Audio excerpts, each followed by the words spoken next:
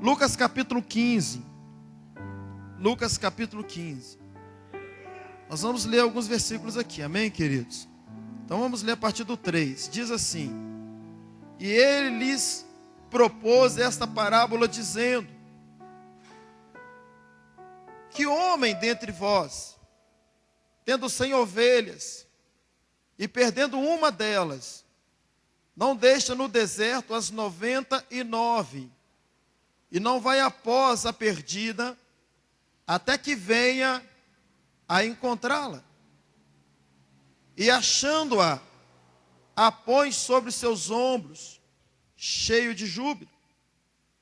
E chegando à sua casa, convoca os amigos e vizinhos, dizendo-lhes: Alegrai-vos comigo, porque já achei a minha ovelha perdida.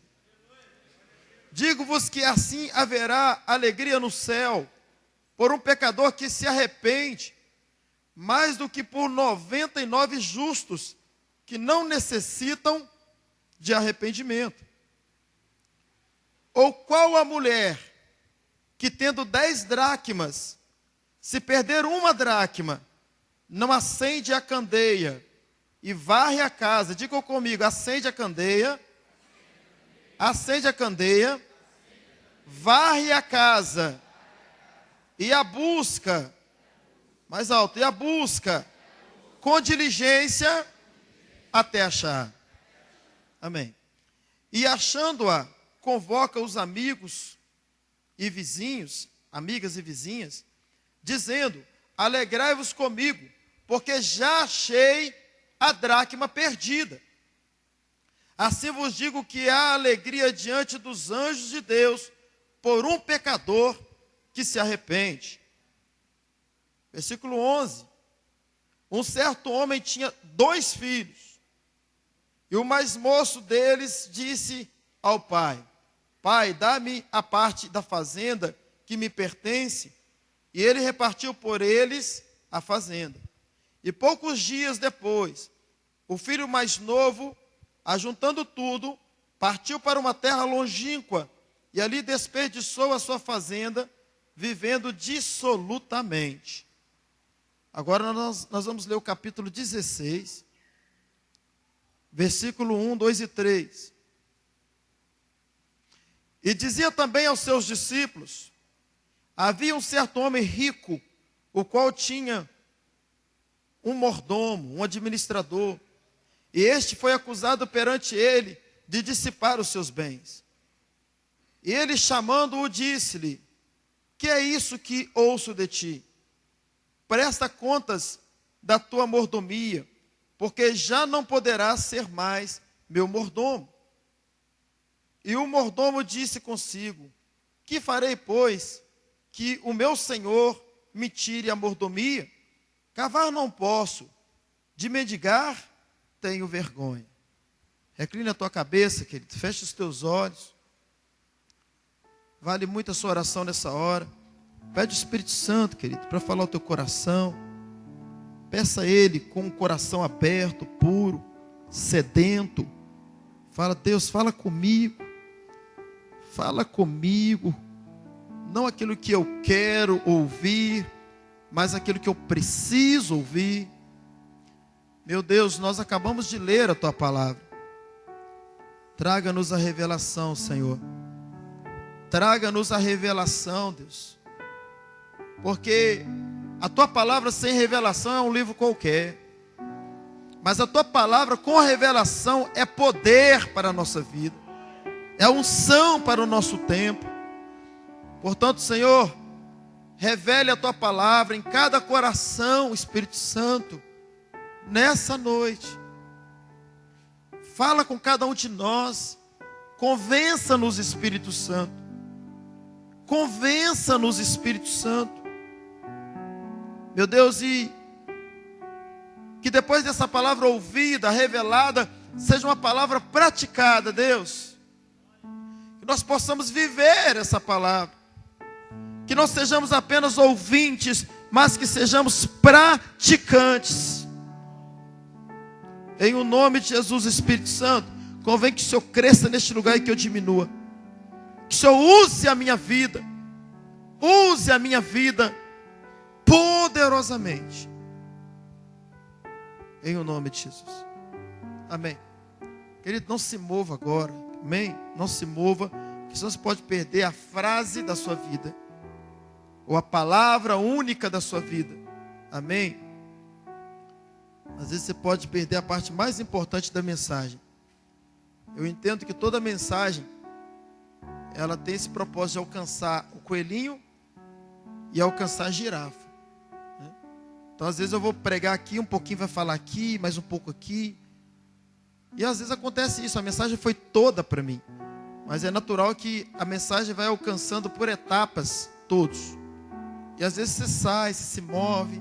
Tem gente que não precisa sair do lugar para sair, né? Sai com a mente.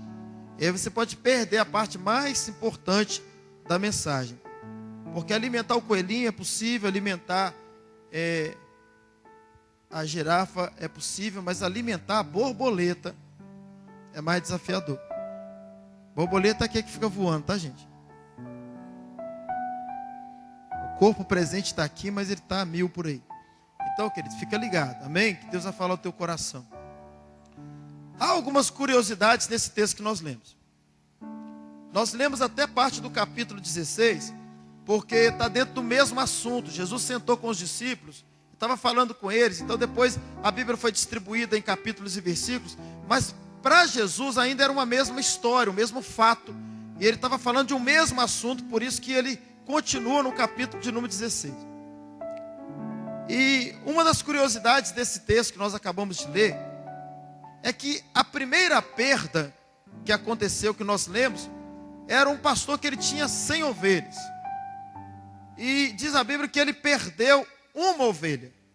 Ele deixou então as 99 no deserto, e ele foi atrás daquela perdida. De 100 perdeu uma. 1% de perda. 1%. Só que depois nós lemos que a mulher tinha 10 dracmas. E das 10 dracmas ela também perdeu uma. Porém agora a 10ª parte, 10%. E depois nós lemos uma terceira perda, que era um pai que tinha 2 filhos. E ele perdeu um. Então agora a perda foi de 50%. Ele tinha 2, perdeu um. Perdeu metade, perdeu 50%.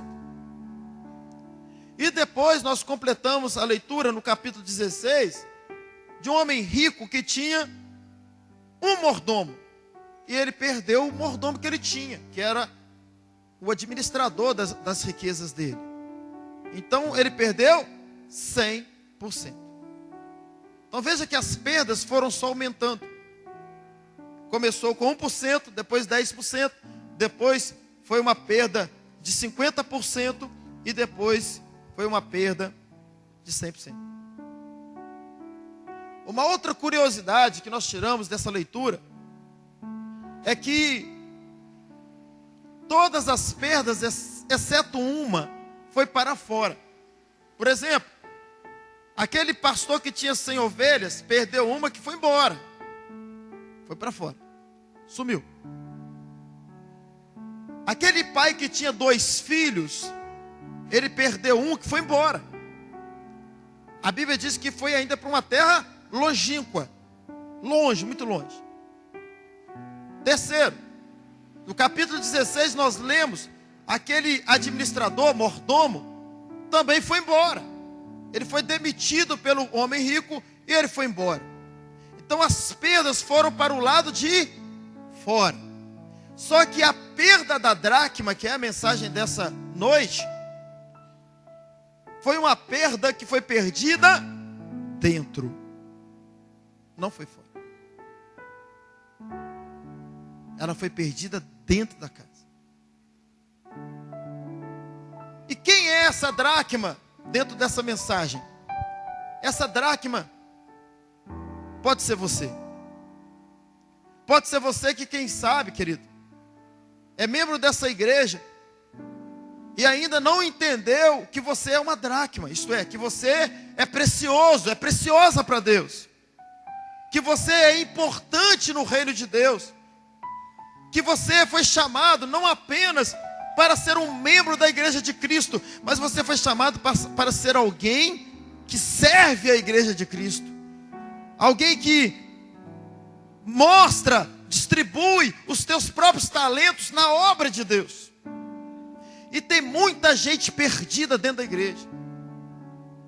Quando nós falamos da igreja convencional, da igreja do outro modelo que a Resgatando também era, nós podemos até entender por quê? Porque não tem espaço no altar para todo mundo. Não há como dois pregadores pregar ao mesmo tempo. Não tem culto na semana para todo mundo, ainda que tenha culto todo dia. No modelo convencional, infelizmente, nem todos têm espaço para trabalhar para Deus. E aí é mais justificável quando uma pessoa congrega no outro modelo, onde existe, infelizmente, o clericalismo. Pastor, o que é isso? Explico. E para explicar, eu vou precisar um pouquinho voltar na história da igreja. A igreja que Jesus fundou na terra, que Jesus iniciou, que Jesus preparou, que Jesus treinou, não é o modelo de igreja que nós vemos por aí. A igreja que Jesus preparou não é uma igreja de multidão, não é uma igreja de seguidores de Cristo que vão só atrás da bênção, mas é uma igreja de discípulos. Não tenha dúvida que se Jesus não tivesse treinado os 12, o evangelho não chegaria até nós. Porque vocês acham que a multidão iria pregar o evangelho? Tanto é que não pregou. A multidão só ia atrás de Jesus por causa da bênção.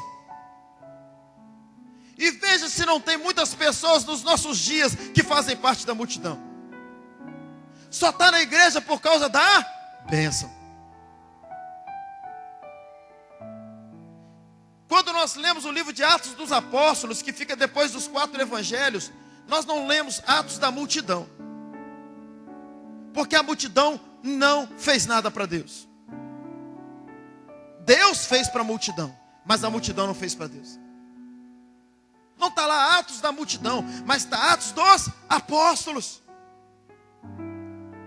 E os apóstolos, depois de treinados, eles decidiram servir a Deus. E Jesus, antes de subir, ele disse para estes apóstolos em Mateus capítulo 28, portanto, ide agora e fazei discípulos, isto é, faça mais discípulos. A igreja foi chamada para fazer discípulos. Em João 14:12, Jesus disse, se vocês crerem em mim, vocês farão as obras que eu faço e as farão ainda maiores. Mas vocês quem? Vocês pastores? Não. Vocês, nós, cada um de nós. Pastor, é verdade isso? Eu te dou um outro texto. Quando Jesus estava a ponto de ascender aos céus também, em Marcos 16:15, ele disse assim, ide por todo mundo e pregai o evangelho a toda criatura. Calma. Aquele que crê e for batizado, será salvo. E quem creu? Quem é crente? Tem crente aqui nessa noite? Tem crente aqui nessa noite? Sabe por que você é chamado de crente? Eu estou achando que está muito agudo aí. Um pouquinho mais de grave. Você é chamado de crente porque você creu. Alguém pregou, você creu. Aí você é crente. Agora olha o texto. Ide por todo mundo e pregai o evangelho a toda criatura.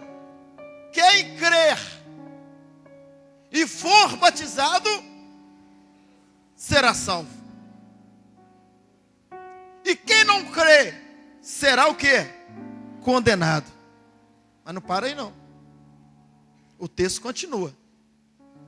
E Jesus disse assim, olha, e estes sinais hão de seguir aos que crerem. Quem creu aqui, diga aleluia.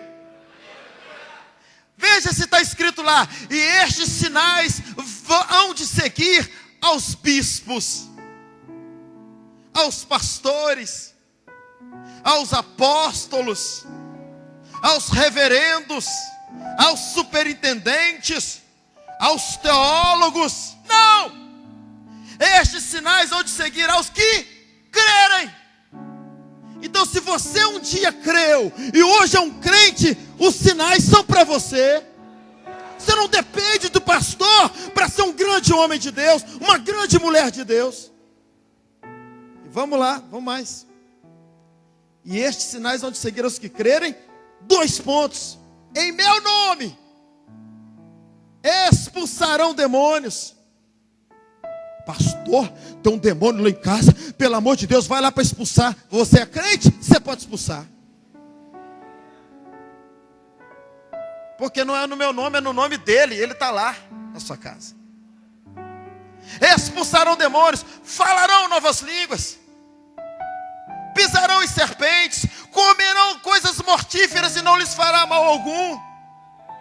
Imporão as mãos sobre os enfermos e eles serão o quê? Curados. Essa palavra não é para pastor. Essa palavra não é para bispo, para apóstolo, reverendo. Não, é para quem crê.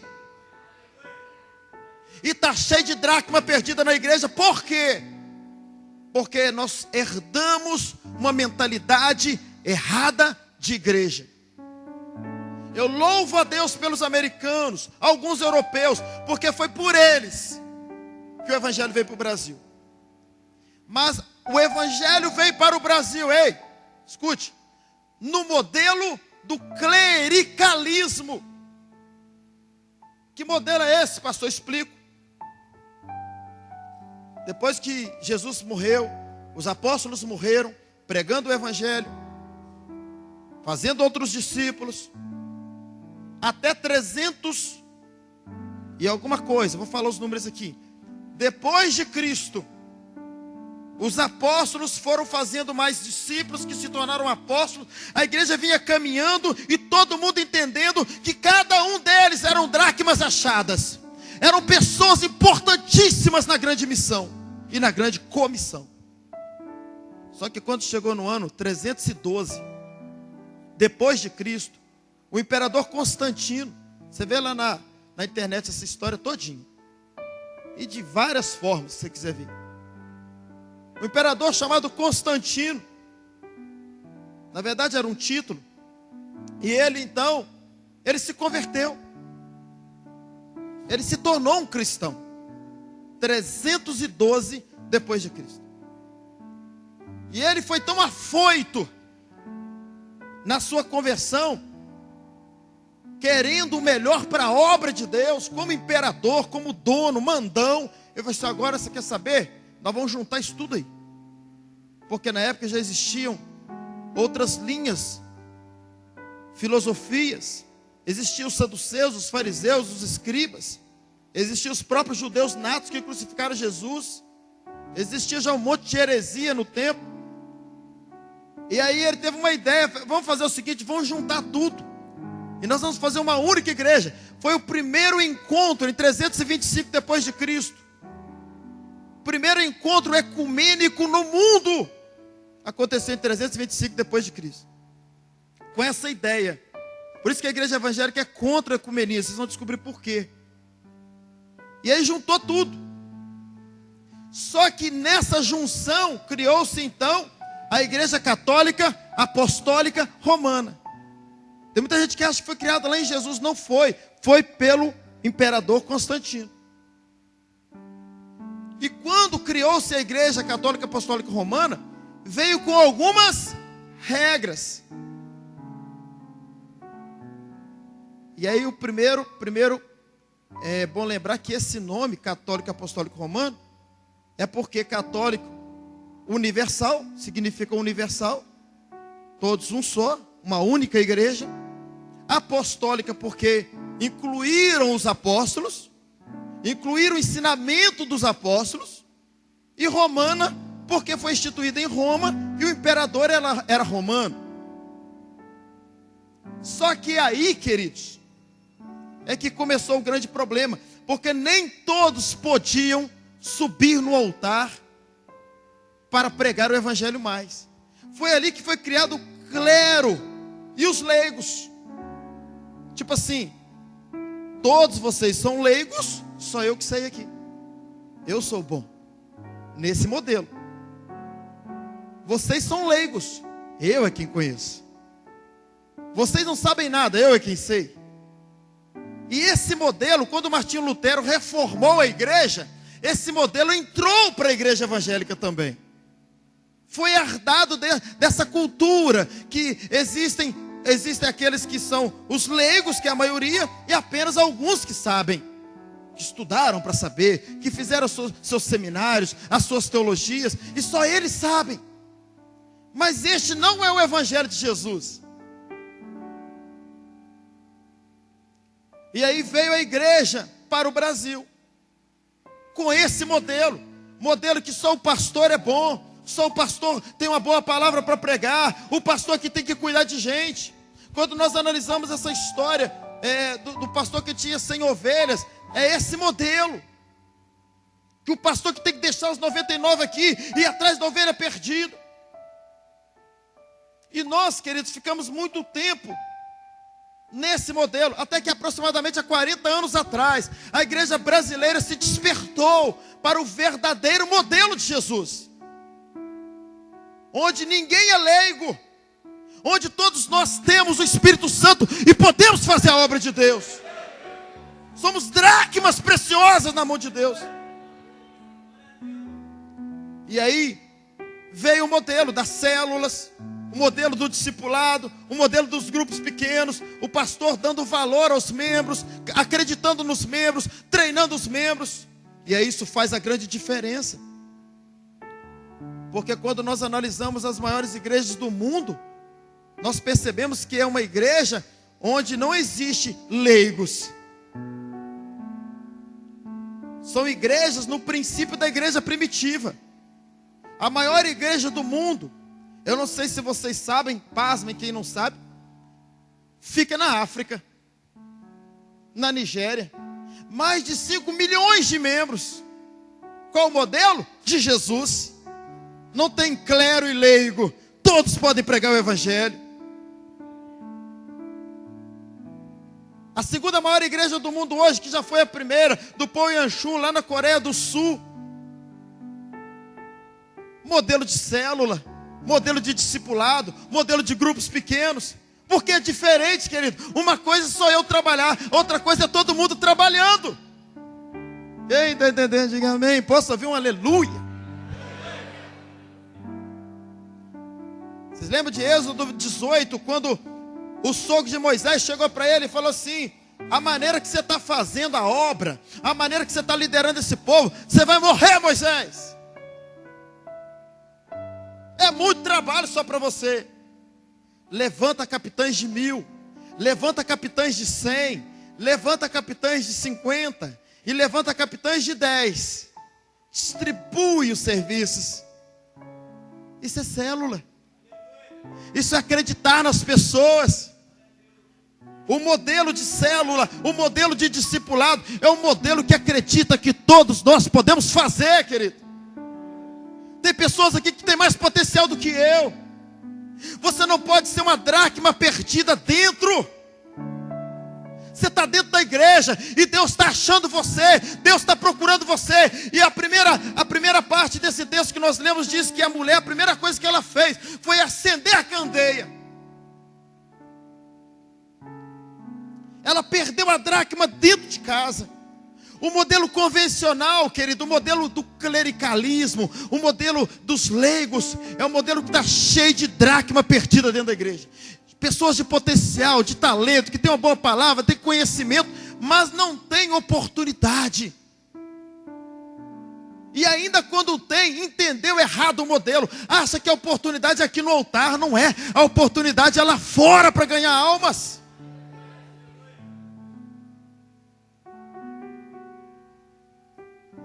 E esse modelo, que é o modelo da célula, é o acender a candeia. Toda igreja que aplica, preste atenção, que entra com um modelo, onde qualquer um da igreja Qualquer membro pode se capacitar, obviamente. Ser treinado, ser capacitado, ser preparado, ser discipulado para liderar uma célula, para cuidar de gente, para discipular outras pessoas. Essa igreja está propensa ao crescimento. Por quê? Porque todos trabalham. Porque não apenas um trabalha. A prova disso, como eu disse, que as maiores igrejas são o modelo que acabaram com o clericalismo. A Lagoinha é uma igreja muito grande, que trabalha com célula, que valoriza o potencial das pessoas. A maior igreja do Brasil ainda é a igreja do Renê Terra Nova, lá em Manaus, modelo de célula. A igreja da Paz de Santarém passa de 70 mil membros em 15 anos, queridos. Tinha apenas 200 membros.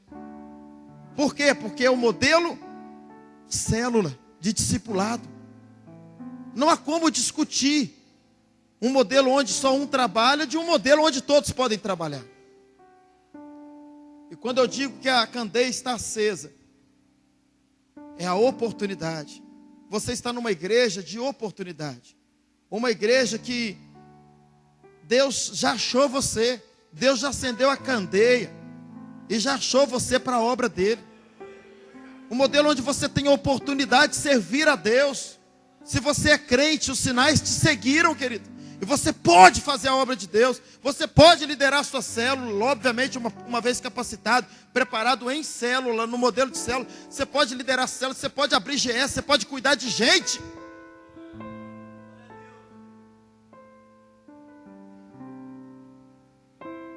Você não pode ser uma dracma perdida numa igreja que a candeia está acesa. E mais, numa igreja que a vassoura está varrendo. Pastor, como que a vassoura está varrendo? Eu explico. Eu não sei se vocês percebem. Aliás, percebem sim. Até porque alguns até comentam comigo. A mensagem dessa igreja, desde quando nós instituímos a visão do MDA, ela mudou. Quando vocês ouvirem as mensagens que eu prego antigas na rádio, vocês vão perceber que a mensagem hoje é totalmente diferente. É uma mensagem que hoje que encoraja você ao serviço. Até o tema do ano mudou. Tempo de ajuntar tesouro no céu. Toda mensagem, ou quase todas que são pregadas nesse altar, são mensagens que encorajam você a servir mais a Deus, a dedicar mais tempo para Deus.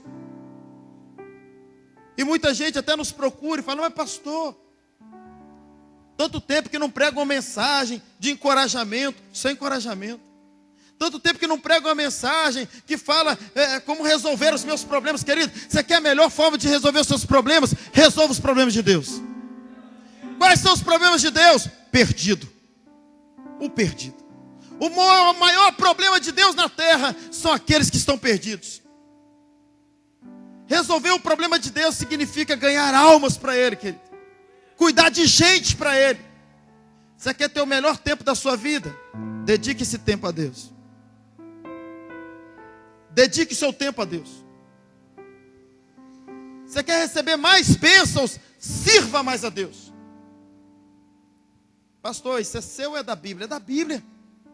Mas buscai primeiro o reino de Deus. Primeiro, o reino de Deus e a sua justiça. E todas as outras coisas vos serão acrescentadas.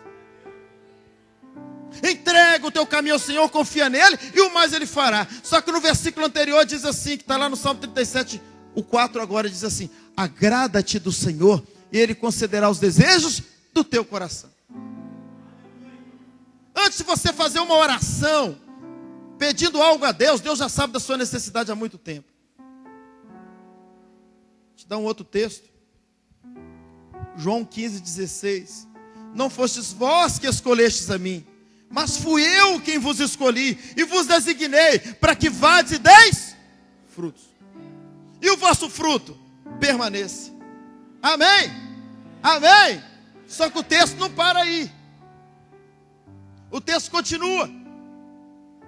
não fostes vós que escolhestes a mim, mas fui eu que vos escolhi e vos designei, para que vades e deis frutos, e o vosso fruto permaneça. Olha agora, a fim de que tudo que pedides ao Pai, em meu nome, Ele vos conceda. O que adianta, querido, eu ficar aqui 10 anos falando que Deus vai te prosperar, vai abençoar, sua família vai ser salva, e nada acontece?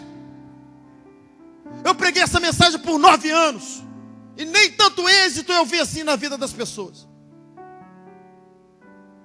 A questão não é a pregação que fala que você vai prosperar, é quando você age no caminho da prosperidade. É o princípio, querido. A palavra é clara: dê fruto que eu te prospero, dê fruto que eu te abençoo, dê fruto que tudo que você pedir, eu te dou. O texto está muito claro: dê fruto, preste atenção, dê fruto que tudo que você pedir, eu te dou. Isso é demais. E a gente não encontra um texto que respalda tanto essa mensagem como este. Dê fruto, faça a obra de Deus. Queridos, nós pregamos aqui no Tadel, e eu repito, nós precisamos quebrar essa cultura. Essa cultura está velha, está ultrapassada e antibíblica. Que evangelho é vida, que evangelho te dá carro, te dá casa, te dá prosperidade, te dá dinheiro no banco, roupa nova, celular novo. Não, o evangelho não é chamado para vida, o evangelho é chamado para morte. A cultura está errada. Jesus não morreu para te abençoar nessa terra, Ele até te abençoa, mas Ele morreu para te ensinar que evangelho é morte. A cultura está errada. As igrejas estão cheias de pessoas com a mentalidade errada.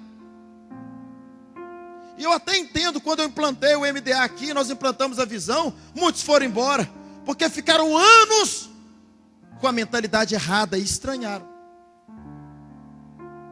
Nós não fomos chamados para a plateia, nós fomos chamados para a arena. Paulo diz que nós fomos chamados para fazer espetáculo para o mundo. E se faz espetáculo não é na plateia, se faz espetáculo é na arena, ainda que nos custe a morte. E você quer que a sua vida seja um espetáculo e atraia a multidão? Se associe com o circo. Quando eu digo que se associe, faz uma associação com o circo, você vai entender. Se vem um circo na cidade, eu já fui em muitos circos, eu gosto. E aí se vem um circo na cidade, e eu estou sabendo que o circo veio, e se eu sei que se alguém foi no espetáculo, eu faço a pergunta: como foi? Como que foi o circo? Como que é o circo?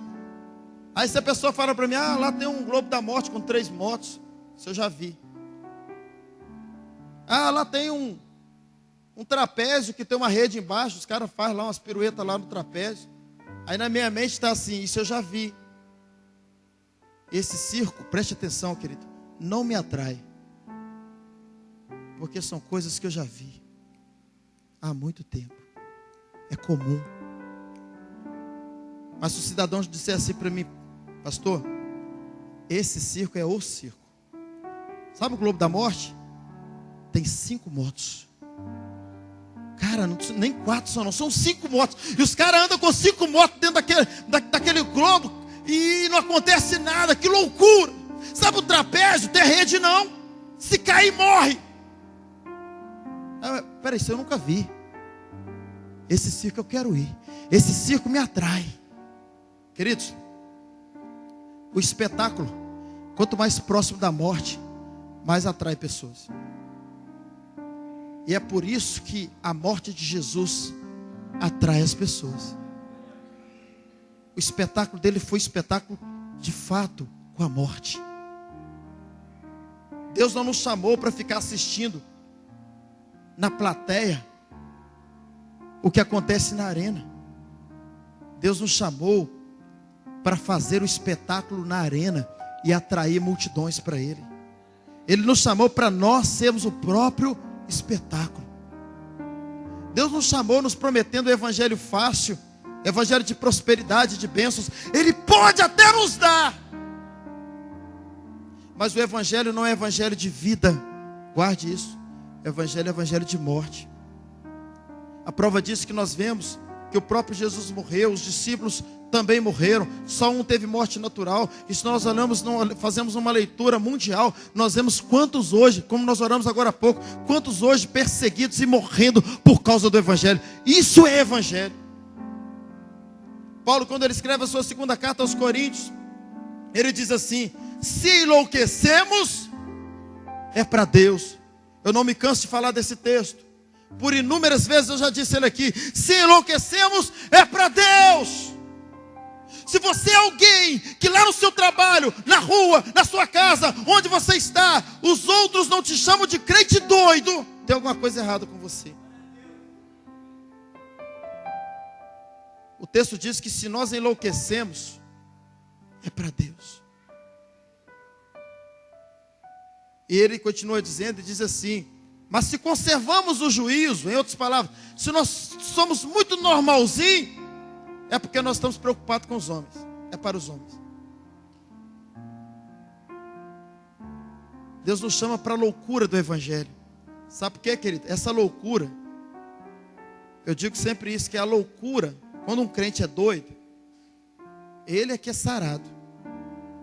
Essa loucura que Deus fala na Bíblia é saúde cristã. Deus não nos chamou para sermos normais no cristianismo. Deus nos chamou para sermos anormais, para sermos loucos. Loucos pelo evangelho, loucos por Cristo.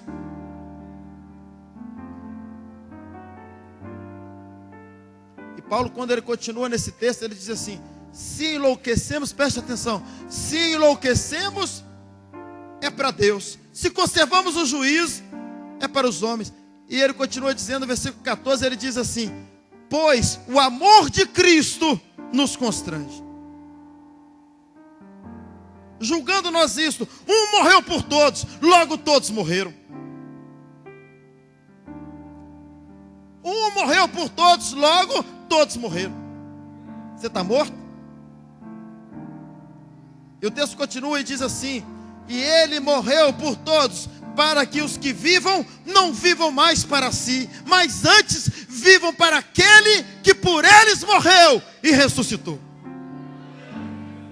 A minha vida, a sua vida, é para morrer por Cristo.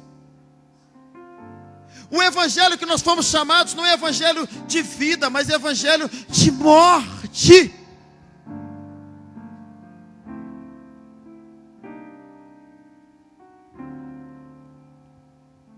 E aí, como muitas pessoas encontram tanta dificuldade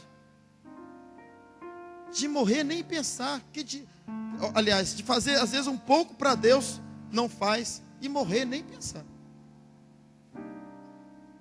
Quanto tempo você tem dedicado da sua vida para servir a Deus? Para os perdidos? Talvez você está aqui nessa noite com uma dracma perdida. Alguém que viveu esse ano de 2016 e fez tão pouco para Deus. Você tem potencial, você poderia estar liderando uma célula, poderia estar discipulando pessoas, poderia estar abrindo um GE, cuidando de gente, ganhando almas. Dá uma olhadinha para o ano de 2016. O que você fez para Deus? Feche os teus olhos, dá uma olhadinha para trás. Feche os teus olhos. Nesse ano que está encerrando, eu sei que nós temos muitos líderes aqui, muitas pessoas que estão servindo a Deus com intensidade. Mas quem sabe você está aqui nessa noite. Você é uma dracma. Você é precioso, você é preciosa para Deus. Deus te chamou para servir, para fazer a obra dele, para ganhar vidas. E o que você fez nesse ano? Olhe para mim, quem sabe você é alguém que tem medo. Se você é alguém que tem medo, querido, você está no caminho certo. Porque esse medo que nós estamos falando aqui é o temor. Se o pregador é aquele que quando ele vai subir no altar, ele não dá um friozinho na barriga, ele está correndo um grande perigo. Eu mesmo, como pregador, quantas vezes já subi nesse altar, querido? Eu confesso para vocês, toda vez que eu subo nesse altar, antes de subir me dá aquele friozinho. Sabe o que é isso? Dependência. Quem aqui não é dependente de Deus? Você acha que você vai liderar a célula sozinho? Você acha que você vai fazer GE sozinho? Você acha que você vai ganhar alma sozinho? Você acha que você vai discipular pessoas sozinho? Não, não. É com a ajuda de Deus. É Ele quem vai usar você. E na sua simplicidade, você sabia que você dá mais fruto do que os arrogantes, do que aqueles que se acham bom demais, aqueles que não têm nenhum temor, nenhum medo. É na sua simplicidade, é no seu medo que Deus quer te usar. Quando nós vamos para a Bíblia, queridos, nós vemos N exemplos. Quando Jeremias foi chamado, um grande profeta maior, um dos maiores profetas da Bíblia, quando ele foi chamado, o que ele disse para Deus?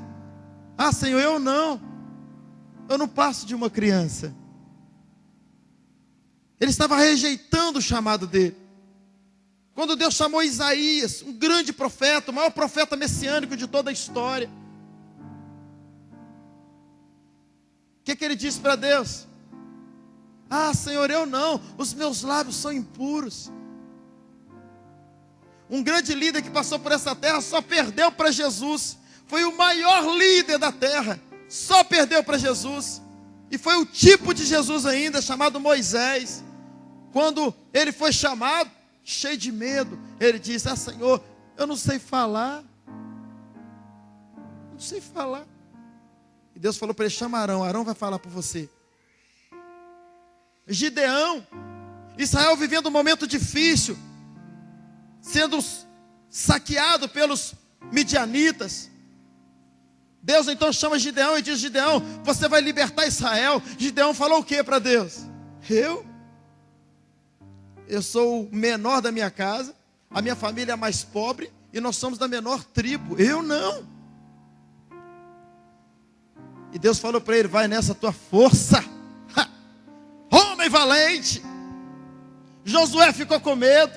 Deus disse para ele: vai nessa tua força.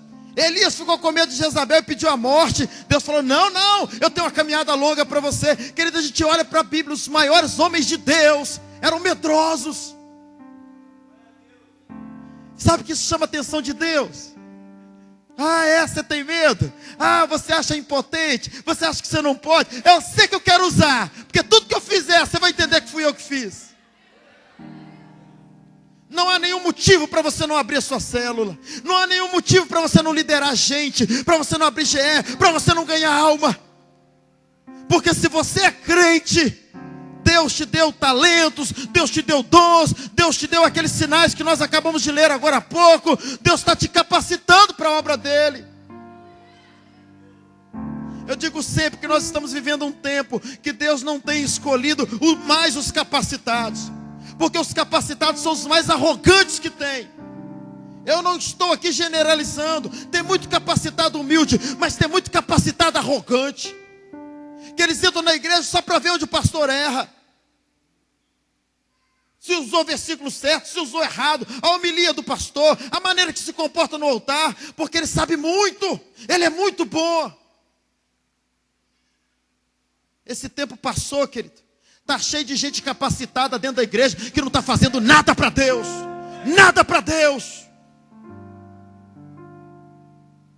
E Deus mudou o negócio. Mudou a maré. Deus não tem escolhido os capacitados, queridos. Eu tenho visto isso com os meus próprios olhos. Deus tem escolhido os disponíveis. Disponível. Você está disponível? Deus está te escolhendo. Está disponível para a obra? Pastor, eu quero. O que tem que fazer, pastor? Eu quero abrir um GE, eu quero abrir uma célula, eu quero liderar gente, eu quero cuidar de gente. Está disponível? Você vai ver se Deus não vai te usar.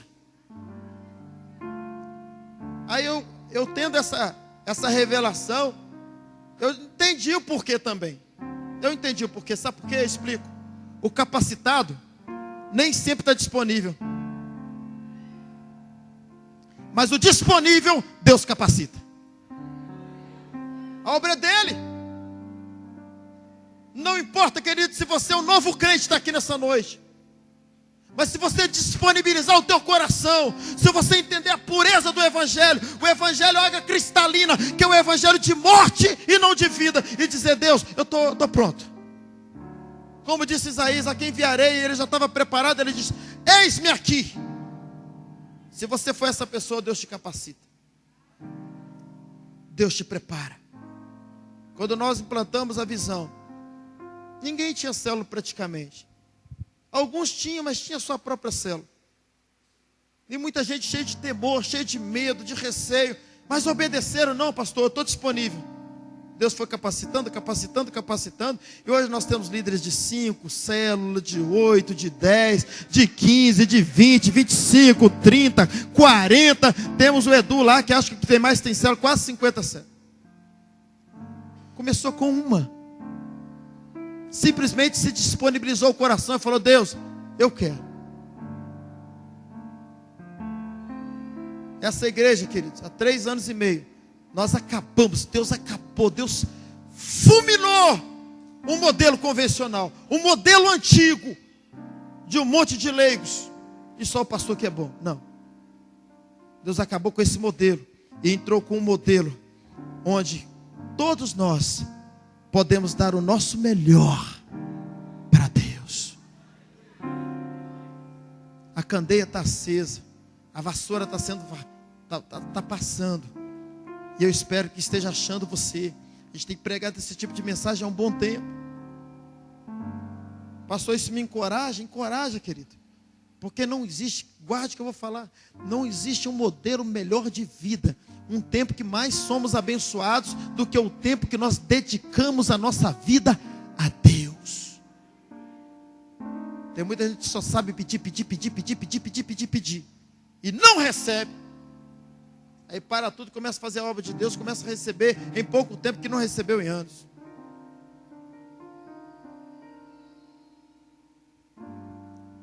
Você é especial para Deus, você é primícia de Deus. Deus escolheu você, querido, para fazer a obra dele. Você está numa igreja de oportunidade, uma igreja que te chama. Eu sei que a zona de conforto é muitas vezes, na ótica humana, o melhor lugar. Mas na ótica de Deus não. Deus quer nos tirar do comodismo para o inconformismo. Ser alguém que esteja inconformado, com pessoas morrendo e indo para o inferno. Inconformado em não servir, inconformado em não fazer nada para Deus. Deus quer mover o teu coração para ser alguém disponível na obra dele. Fique de pé no seu lugar.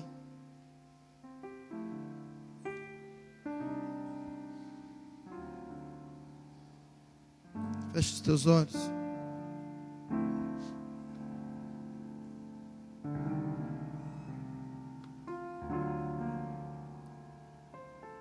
Aleluia. Nós estamos chegando no final de ano.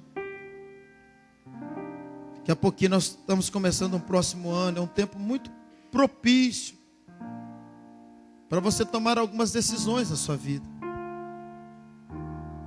Talvez, querido, você foi ganho para Jesus. E ensinaram para você, no momento que pregou para você, um outro evangelho. Um evangelho de vida. Um evangelho onde você vem para receber. Eu sei que a maioria veio assim mesmo, pela dor. O pastor estava vivendo um momento tão difícil na minha vida, que aí eu me converti. E aí eu vim e Deus realmente me abençoou. Mas Deus quer agora te levar para um nível mais alto. Um nível mais alto. Deus quer te mostrar, querido, que essa isca foi só para te pescar. que essa forma que Ele te ganhou é porque Ele sabia que eu e você éramos egoístas e que viríamos a Ele exatamente por algum motivo que nos beneficiasse. Mas agora Ele entende que você conhece um pouco mais, que você tem mais um pouco de estrutura cristã, que você tem mais tempo com Ele, que você já está decidido que o melhor caminho é Ele. Ele está dizendo para você que agora não é mais assim. Houve um tempo que a bandeja estava na mão de Jesus. Ele vinha até a mesa e te servia. E perguntava para você toda hora: o que você quer? O que queres que te faça? Mas há um tempo na nossa vida, e esse tempo chegou, querido, que é hora de tomar a bandeja da mão de Jesus, pôr Ele na mesa e dizer: Senhor, o que o Senhor quer que eu te faça? A bandeja agora é minha, Senhor. A bandeja está na minha mão e eu quero te servir. Você entende isso? Você entende isso? Você veio para o Evangelho entendendo, compreendendo. Pregaram para você que era o Evangelho de vida. É o Evangelho de bênção. Sim, é também. Um Evangelho de provisão, de cura. É tudo isso. Mas agora já deu para você entender, você que tem um tempo a mais, que esse Evangelho não é de vida. Aquele que quiser ganhar a sua vida, perdê-la. Mas aquele que perder a sua vida, é que ganha a vida. Esse Evangelho é Evangelho de morte, é de renúncia, é de abrir mão, é de dedicar tempo a Deus. Agrada-te do Senhor, e Ele satisfará os desejos do teu coração. Deus não esquece dos teus anseios, Deus não esquece dos teus desejos, Deus não esquece dos teus sonhos. E o tempo mais curto de realizá-los é o tempo que você dedica a Deus. Há 14 anos atrás, feche os teus olhos. Nós já vamos encerrar. Vamos orar para encerrar. Há 14 anos atrás, queridos, a minha irmã Márcia, ela chegou para mim. Eu ainda era membro da igreja do Evangelho Quadrangular. Ela chegou para mim e disse assim: Linho, eu senti aqui agora um forte chamado para ir para a África pregar o Evangelho. Eu confesso que nesse dia chorei muito, mas chorei de alegria, saber que a minha irmã tinha entendido o Evangelho, porque eu tenho 20 anos de crente, 20 anos servindo a Deus, procurando dar a Deus o meu melhor, procurando, a gente erra muito. E ela me deu essa notícia. A Márcia tinha acabado de formar em prótese, para ser protética. E ela trabalhava comigo, o salário que ela ganhava praticamente todo, ela pagava no curso. Era o sonho dela para aquele momento. A Márcia sonhava com casamento, como qualquer mulher. Mas nesse dia ela disse que ela tinha recebido o chamado para ir para a África pregar o Evangelho. E aí então ela se preparou. Ela foi para Belo Horizonte, para Jocum. E lá na Jocum, ela foi sendo capacitada para missões. Só que ela não sabia, queridos, que no mesmo tempo que ela estava recebendo um chamado de abandonar tudo para ir para Belo Horizonte, para se preparar para ir para a África, alguém lá no Mato Grosso, que também tinha um sonho de se casar, estava abandonando o Mato Grosso, abandonando família, abandonando tudo, para ir para Belo Horizonte, se preparar na Jocum para ir para a África. E aí esses dois se encontram ali na base da Jocum e hoje estão casados. Experimenta, querido. Experimenta largar pelo menos um pouco das tuas vontades para fazer a vontade de Deus. Pega esse próximo ano e fala: pastor, eu vou fazer diferente, eu vou mergulhar. Eu vou dar o meu melhor para Deus. Vamos ver o que vai dar. Você nunca mais fará diferente disso, porque será um novo tempo de fato na sua vida. Chega de ser dracma perdida dentro da igreja. Deus te acha nessa noite. Deus está dizendo para você: você tem valor para mim, filho. Você tem valor para mim, filha. Eu quero te usar. Eu quero te usar lá no seu trabalho. Eu quero te usar na escola. Eu quero te usar na sua casa. Eu quero te usar na sua célula. Eu quero você liderando célula, cuidando de gente, discipulando pessoas. Eu quero te usar. A vassoura de Deus está passando hoje, está falando no teu coração o quanto Ele quer te usar para a glória dEle. Oh Deus, nós te louvamos pela Tua palavra, Deus. Ah, Senhor, eu sei o quanto cada um dos Teus filhos aqui nessa noite são importantes para o Senhor. São preciosos para o Senhor. Espírito Santo, trabalha no coração de cada um, Deus. Para que essa palavra não seja apenas uma palavra revelada, mas que seja uma palavra praticada. Deus, que não seja mais uma palavra no ano de 2016, mas seja a palavra. Que eu venha encontrar com esses irmãos, Pai, daqui a um tempo, e eles dizerem: pastor, aquela palavra mudou a minha vida, porque eu tomei uma decisão de servir mais a Deus. Eu era líder de célula, eu achava que estava bom demais, pastor, mas eu dediquei mais tempo, eu dediquei mais serviço à obra. Hoje eu sou supervisor de setor. Eu era supervisor de setor, pastor, eu achei que estava bom demais, mas Deus queria mais de mim. Hoje eu sou supervisor de área. Se Deus tem te usado, Ele quer usar mais. Se Deus não tem te usado nada, Ele quer te usar. É para Ele, é para a glória dEle. Deus nos chama a fazer loucuras por Ele. Crentes cheios do Espírito Santo, crentes que não estão preocupados com essa terra, mas estão juntando tesouros no céu, onde a traça e a ferrugem não pode comer. Você tem valor para Deus. Deus conta contigo. Deus quer usar você. Deus quer levantar você para ser pai de multidões. Pai de multidões. Deus quer levantar você para ser pai de multidões. Xalamanagachou. Se você é alguém que está disponível, levante a sua mão, querido, onde você está. Levante a sua mão e fala: Senhor, eis-me aqui, eu não sei como será, eu tenho medo, eu não sei se eu vou conseguir. Levante a sua mão e deixa Deus fazer. Ele vai fazer. Ele vai te usar mais.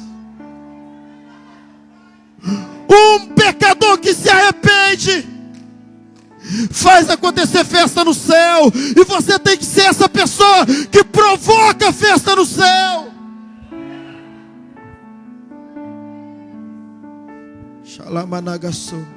Você quer que a sua vida seja uma festa? Faz acontecer festa no céu. Como, pastor? Ganhe almas. Ganhe almas. Ganhe almas. Leve arrependimento para as pessoas. Quando um se arrepende, acontece festa no céu. Você quer que a sua vida seja uma festa? Que a sua casa seja uma festa? Que a sua família seja uma festa? Que o seu trabalho seja uma festa? Provoque festa no céu.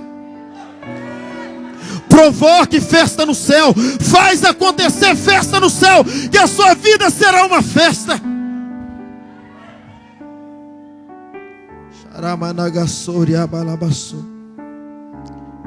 A velha cultura já caiu por terra, Jesus. Eu creio nessa nova cultura, nessa igreja. Eu creio no despertamento. Eu creio numa nova aliança. Eu creio num tempo novo. Eu creio que a velha cultura não faz parte mais dessa igreja. Essa igreja não é a igreja mais de plateia, mas é a igreja de arena. Não é a igreja de multidão, mas é a igreja de discípulos.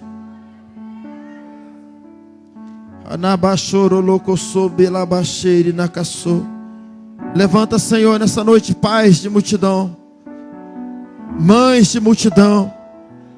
Levanta, Senhor. Levanta, Senhor. Foram em cultos como este que se levantaram grandes líderes. Foi em culto como este que se levantou John Wesley um dia. Foi em cultos como este que levantou Billy Graham, que levantou Jimmy Swaggart, que levantou o pastor Márcio Valadão. Foi em cultos como este que se levantaram os pastores de Juiz de Fora. Xaramanagasore nequechei, xereabalabassoro locossou, xeremanabaxere nequechere abalabassou, oh, xeremanabaxere nequeçou. Eu creio no tempo novo na tua vida. Eu creio no tempo novo na tua vida. Em nome de Jesus, é tempo de despertamento. Aleluia. Aleluia.